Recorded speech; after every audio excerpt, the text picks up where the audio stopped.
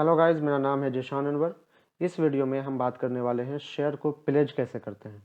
Pledge कैसे करते हैं ये नहीं बात करेंगे, बल्कि ये बात करेंगे कि आप स्टॉक्स में प्लेजिंग करने का जो फीचर है और एंजल वन में यानी कि एंजल ब्रोकिंग में जो प्लेजिंग करने का फीचर, उन दोनों में क्या डिफरेंस है, ठीक है, और दोनों में से कौन हमको ज़्यादा प्रॉफिट दे सकता है। तो जिन लोगों ने पुराना वीडियो नहीं देखा है वो पुराना वीडियो देख लें कि आप स्टॉक्स में हम लोग प्लेज कैसे करते हैं। वो सारा मेथड इस वीडियो में नहीं बताएंगे। इस वीडियो में सिर्फ कंपैरिजन होगा आप स्टॉक्स और एंजल वन के बारे में। तो वो लोग जो नहीं जानते हैं कि प्लेजिंग किसको कहते हैं, उनके लिए ये बात समझ लें कि प्लेजिंग का मतलब होता है कि जब आपके पास कोई स्टॉक्स मौजूद है और वो स्टॉक्स जो है को आपने होल्ड करके रखा है लॉन्ग टर्म के लिए या मिड टर्म के लिए, या आप उसे होल्ड करना नहीं चाहते हैं लेकिन लॉस में जा रहा है तो आपने उसको वैसे ही छोड़ रखा है, तो वैसे स्टॉक्स को आप चाहें तो प्लेज कर सकते हैं। प्लेज स्टॉक मार्केट में कहते हैं गिरवी रखने को। तो जब आप उसको प्लेज कर देंगे तो वो अमाउंट जो आपने उस पर खर्च किया है करंट वैल्यू के अकॉर्डिंगली आपको वो अमाउंट मिल जाता है गिरवी रखने के बाद। और जब आप उसको दोबारा अनप्लेज करेंगे तो वो फिर से अनप्लेज होकर के वो आपके पास आ सकता है। प्लेज अगर किया हुआ कोई स्टॉक है तो भी आप उसको बेच करके पैसा छुड़ा सकते हैं, कोई दिक्कत नहीं है। लेकिन इसमें एक बात ध्यान में रखना है कि कभी भी जब हम प्लेज करते हैं तो ये नहीं समझना चाहिए कि 100% पैसा हमको मिलता है। 100% पैसा नहीं मिलेगा, बल्कि उसका एक हेयर कट होता है। वो अलग अलग स्टॉक्स के हिसाब से अलग अलग हेयर कट होता है। किसी में 10% लगता है, किसी में 20% का हेयर कट होता है।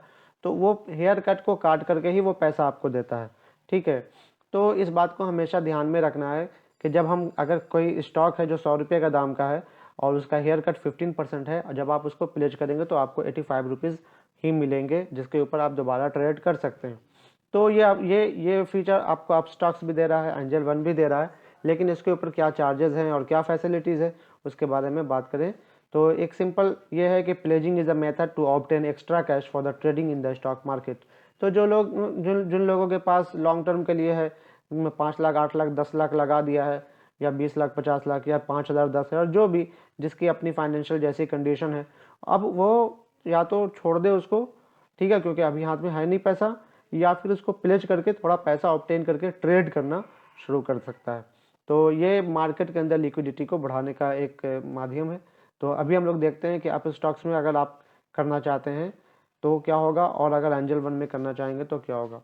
तो जो चार्जेस है प्लेज करने का हर स्टॉक पर, याद रखिएगा, हर स्टॉक पर जो चार्ज है वो 50 रुपीज़ है, प्लस GST आपको लगेगा आप स्टॉक्स के अंदर।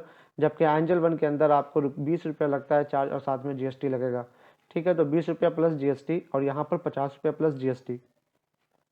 जितनी बार आप प्लेज करेंगे, जितनी बार अनप्लेज करेंगे, हर बार यह चार्ज एग्जीक्यूट होगा।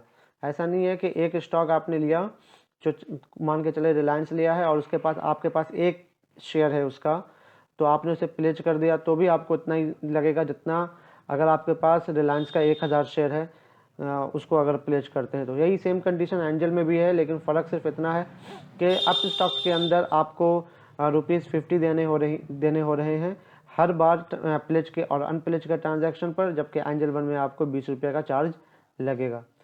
जो पैसा हासिल होगा उसको अप स्टॉक्स कोलेटरल मार्जिन के तौर पर कहता है, जो मार्केट में प्राइस के अकॉर्डिंगली बदलता रहता है, थोड़ा फ्लैक्चुएट होता है, ठीक है।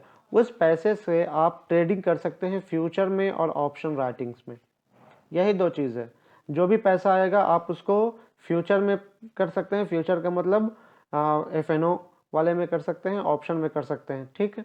लेकिन एंजल वन कहता है कि जो पैसा ट्रेडिंग में आएगा आपके पास हाथ में आएगा, जो मार्जिन आएगा, आप उसको फ्यूचर में भी ले सकते हैं, ऑप्शन में भी ले सकते हैं और कैश में भी ले सकते हैं। कैश में लेने का मतलब क्या हुआ, जो नॉर्मली हम लोग स्टॉक परचेस करते हैं, ठीक है, कोई भी एक स्टॉक जो परचेस करते हैं, जिसको लॉट में खरीदने की ज़रूरत नहीं होती है, जिसके लिए हम फुल पेमेंट करते हैं, जिसको हम डिलीवरी के लिए रखते हैं, वो सब का सब कैश में कहलाता है। यानी कि इक्विटी जो है वो आपको कैश में कहलाता है, ठीक। तो फ्यूचर नहीं बल्कि इक्विटी आप ले सकते हैं, फ्यूचर भी ले सकते हैं, इक्विटी भी ले सकते हैं और ऑप्शंस भी ले सकते हैं एंजल वन के अंदर। जबकि आप स्टॉक्स के अंदर आप कैश मार्केट में काम नहीं कर सकते, सिर्फ और सिर्फ फ्यूचर और ऑप्शन मार्केट्स के अंदर काम करेंगे, जिसके अंदर आपको एक एक लॉट या दो दो लॉट का ट्रेड करना होगा। इसके अलावा जिस स्टॉक को आपने प्लेज करके रखा है उस वो स्टॉक अगर बोनस डिक्लेयर करती है, डिविडेंड डिक्लेयर करती है, स्प्लिट्स होता है, तो ये तीनों चीज़ यानी कॉर्पोरेट एक्शन जो है वो आपको ज़रूर मिलेगा, आप स्टॉक्स में भी मिलेगा। ये फैसिलिटी आपको एंजल वन भी देता है, एंजल वन में भी मिलेगा। लेकिन एक बात ध्यान रखना है कि डिविडेंड को छोड़ दें, तो जो बोनस शेयर है या स्प्लिट होने के बाद जो शेयर बढ़ करके आ रहे हैं वो सबके सब शेयर ऑटोमेटिक प्लेज हो जाएंगे दोनों में, आप स्टॉक्स के कंडीशन में भी, एंजल वन के कंडीशन में भी। तो ये बेसिक अंतर है दोनों के अंदर। अगर आप स्टॉक्स में कर रहे हैं तो आप एंजल वन में करें, अगर प्लेजिंग करते हैं तो, अगर नहीं करते तो कोई बात नहीं है। लिंक मेरे डिस्क्रिप्शन में मैंने रख दिया है और ये अच्छा होगा। इसके अलावा भी मैं बताना चाहूँ आपको कि आपने जो भी प्लेज करके जो पैसा मिला उसको, उसका जब भी कोई भी स्टॉक आपने परचेस किया है तो उसको कैश में अगर परचेस किया है तो मैक्सिमम 7 डेज ही आप उसको होल्ड करके रख सकते हैं। 7 डेज से पहले पहले आप उसको बेच दें और स्टॉक को अनप्लेज कर लें, या फिर आप ये कर सकते हैं कि जो नया परचेस किया है जिसको होल्ड करके रखा है आप उसको दोबारा से प्लेज कर दें। ठीक है, जैसे मान के चलिए रिलायंस का आपने लिया के पास, आपके पास है, और रिलायंस का होने के बाद आपने एक आईटीसी का स्टॉक बाई कर लिया और आईटीसी का स्टॉक 7 डेज से पहले ज़्यादा रखना चाहते हैं आप, तो उसको क्या करें कि जिस दिन आपने परचेज किया है उसी दिन आप उसको दोबारा प्लेज कर दें। ठीक है, तो जब आप ऐसा करेंगे तो वो जो टाइम है 7 डेज का वो बढ़ जाता है और आपको एक्स्ट्रा पैसा देने की ज़रूरत नहीं पड़ेगी। तो आज के वीडियो में बस इतना ही। अपना और अपनों का ख्याल रखिएगा।